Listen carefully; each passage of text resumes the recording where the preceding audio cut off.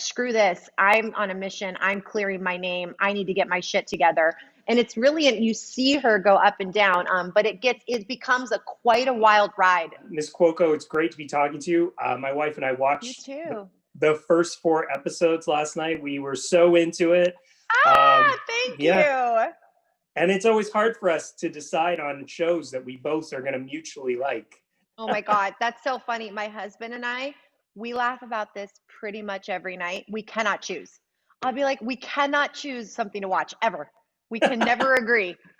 I understand. I'm like, and then we end up just watching reruns of Family Guy because we just cannot commit.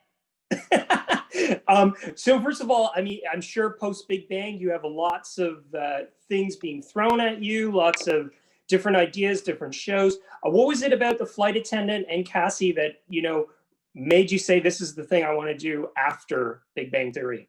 I optioned this book myself 3 years ago. I found the book and I thought it would make a great show. It was really as simple as that. I was like, I like this character. She's endearing. She's nuts. I want her to be okay. Like, I don't hate her.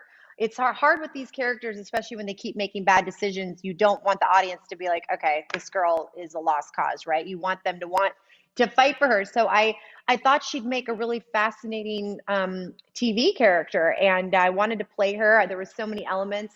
I think after Big Bang, I knew that there were going to be a lot of eyes on what my next project would be, and pretty much judgment no matter what. So it didn't matter what I chose. There was going to be it's going to be judgment, or some people would like it and some people won't. But that's the name of the game. That's how it goes. So I wasn't really concerned. I just thought it'd be a great character for me, and I'd be able to show much more range than I'd had the opportunity of showing for the last many years. I mentioned to you when we watched it last night, it was like a page turner of a show for us. How did you react to, reading that book and the twists and turns that it takes? Yeah, the book is actually very dark. It's much darker than what we ended up doing.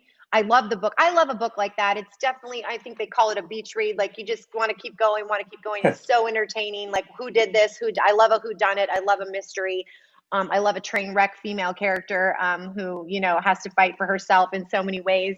So I just was so intrigued by telling her story and but also making it my own. And like I said, the book was very dark, and I can't help but when you write something in my voice, there's always going to be a little side of comedy to it. So I think the tone in this show was very specific and very different than other shows. So were you looking specifically to do something that was darker and maybe more adult post Big Bang? Was this like a conscious thing where you said, I got to switch it up? You mentioned 3 years ago, so. Yeah, it's been 3 years. It really wasn't a conscious decision. I get asked that a lot if I was trying to, or if I'm still trying to, get away from the comedy world or take a different turn. It wasn't a conscious decision. I love comedy. I love making people laugh. I love sitcom world. This just happened to feel like the right thing at the right time. And icing on the cake was all the emotional bits that came with it. So I was able to show that I can do so much more. It was just kind of an added bonus. But I just love the story, and I love the character, and I loved where we took her. And it wasn't really a conscious decision. I get very strong gut feelings, especially in my career.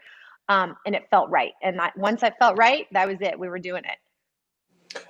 What kind of ride is this going to take people on? Because we've only watched the first 4 episodes. By the end of the fourth, I was like, I'm going to have to wait now for a while to see episode 5. I know. Season 6 is when the darkness comes. Like, that is when she really hits rock bottom to the point of, oh my God, I don't know if she's going to survive this. And then she kind of pulls herself up kind of the end of 7, and 8 is where she's like, screw this. I'm on a mission. I'm clearing my name. I need to get my shit together. And it's really, you see her go up and down, but it becomes quite a wild ride for the last 3 episodes. Make your date night pitch, though. It's coming next week. Couples are always looking for things to bond over. You are right. And like you said, it is so hard to find a show that both of you guys want to watch. I think it's brilliant that we're coming out on Thanksgiving, or the first 3. Especially this year, where a lot of us are home and going to be pretty stuffed by 2 o'clock. Get on your couch, get your cocktail, and watch the first 3 episodes. There's no better time. Again, we're kind of forced to stay home and have a smaller holiday this year. So hopefully this will bring you guys some, not, it's not funny, but a couple laughs, and you can kind of, because I think it's for men and women. I think it's entertaining enough for both. Talk a little bit about the changes you had to make to the book, because you mentioned off the top that the book gets quite a bit darker. What changes did you have to make to adapt this for television? Adapting a book for TV, as I've learned, is really difficult. One, you never hear many people say the show was better than the book, because the book, you've got thousands of pages of detail, right? That a show or a movie could never actually portray. So it is really hard. I think that the one little twist that I think has made our show special, and I really give this to Steve Yockey, who wrote this and who came up with this idea, was able to keep Alex, alive through Cassie's mind in not a way we've seen before. He's not a ghost haunting her. He's not, it was more of herself, looking at herself in the mirror. He is a version of herself. And so we were able to kind of keep that relationship going, which I thought was really, really smart. Another thing is, the book takes place in Dubai, and we actually wanted to shoot in Dubai, and we tried, but there were some issues with our script and things that they did and didn't want us to do in Dubai. So it didn't end up working. So we switched it to Bangkok, which ended up working great. It ended up being a beautiful backdrop. But yeah, things have changed. Actually, the last few people I've spoken to, they've asked me a question that I've never been asked before.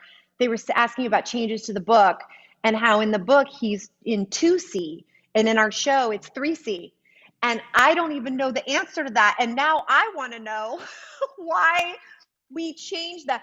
But I started thinking it might be the configuration of the plane and how we shot it and how he had to be in a certain spot. So I need to ask that question myself, because I'm curious why that changed. People obviously get attached to characters. People were attached to Penny.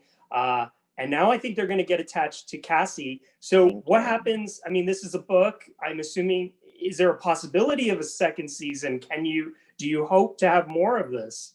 We do. Originally this was going to be a limited series, and as it stands, it still is. But we are actually really hoping for a second season. We think now now that we've kind of accomplished the book, now we can do whatever we want. And she's such an entertaining and also heartbreaking character to watch. I think it'd be worth a handful, some more episodes to see what happens to her. I really do. You stayed really busy post Big Bang. You got into Harley right away, and now Flight Attendant. Why was it important to just keep things rolling? It's interesting. Every person says, "Oh, I'm going to take a break," and that is not who I am. And there are two reasons. One, that's just not who I am. I love to work. But number two, you can really be easily forgotten. Just because I was on the biggest show in the world doesn't mean much now. Like, there are so many good actors and girls out there that are beautiful and that are talented and that are have amazing stories, that are ready to tell their stories. And I still have stories to tell. I actually kind of feel like it's been a little bit of a rebirth after Big Bang for me. I kind of feel like I'm just starting in a weird way, and I want to strike while the iron's hot. And this has been a big opportunity, and I don't want to miss it. So it wasn't a time for me to take a break. Everyone said, "Oh, you're going to take a year off after Big Bang." I was like, that would not a chance was that going to happen.